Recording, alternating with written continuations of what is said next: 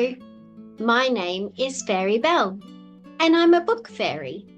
And today we're reading a story called Fredrick the Friendly Fox. Fredrick was not your average fox. He was friendly and funny. He lived in a cabin on the edge of a forest, and he was a vegetarian. Early one morning, a strange rustling noise outside woke Fredrick up. After a big stretch, he rubbed his eyes and pressed his nose against the cool window. A possum was moving into his favourite gum tree. Fredrick jumped out of bed, put on his vest and raced outside. He couldn't wait to meet his new neighbour and show them his favourite spot at the creek, where he looked for feathers to stick in his hat. "Ah, a fox!" screamed the possum as she scrambled up the tree. "Oh no," thought Fredrick, "not another stranger who's scared of me."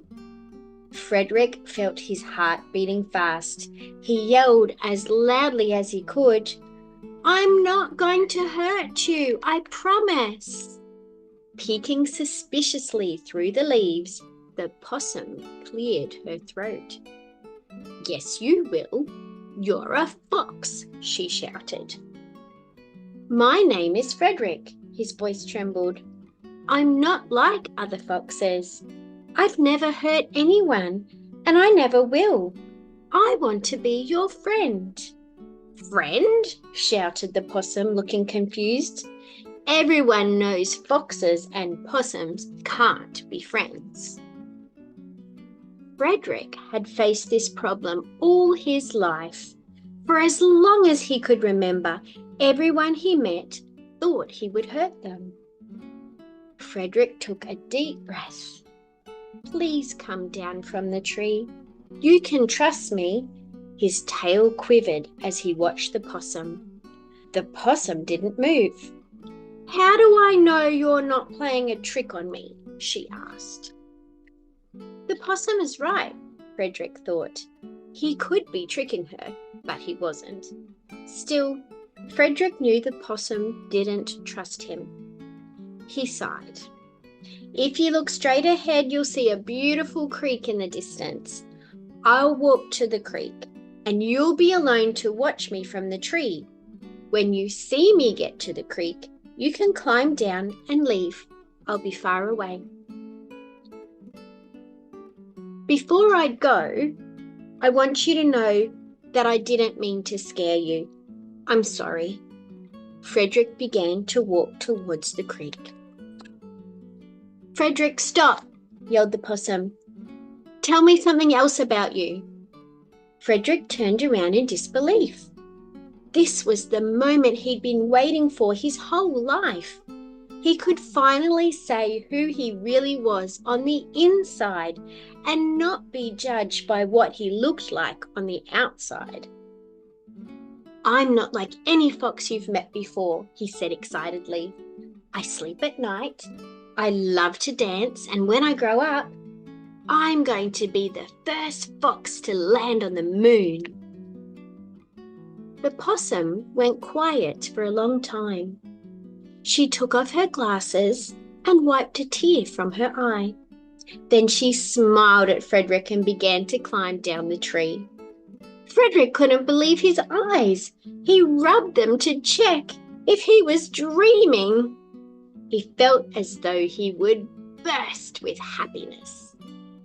"My name is Ada." The possum gracefully leapt to the ground. "I'm sorry I didn't trust you, Fredrick.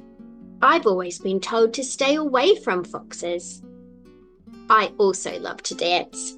When I grow up, I'm going to be the first possum to dance on the moon." Ada continued, "It must be hard to make friends when everyone runs and hides from you. You must be lonely." "I've never had a friend," Fredrick whispered. "It's all I ever wish for." I know it will happen one day. Fredrick, said Ada with a smile, will you be my friend? My best friend? Yes, shouted Fredrick. Yes, Ada, I will. Fredrick's wish had finally come true. His tail started wiggling, and before he knew it, he was dancing. Ada danced too. Ada, when we grow up, we can go to the moon together. You're going to love it here, Ada, said Fredrick excitedly. Let's explore the forest together after I make breakfast for both of us.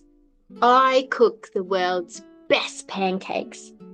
Ada suddenly stopped dancing. Actually, Fredrick, Ada said seriously, I cook the world's best pancakes. They both burst out laughing. Ada, said Fredrick gently, it was worth the wait to meet a friend like you. The adventures were just beginning for Fredrick and Ada. And that's the end of the story. Thank you very much for listening to my story, and thank you very much for believing in me. And never forget that I believe in you too.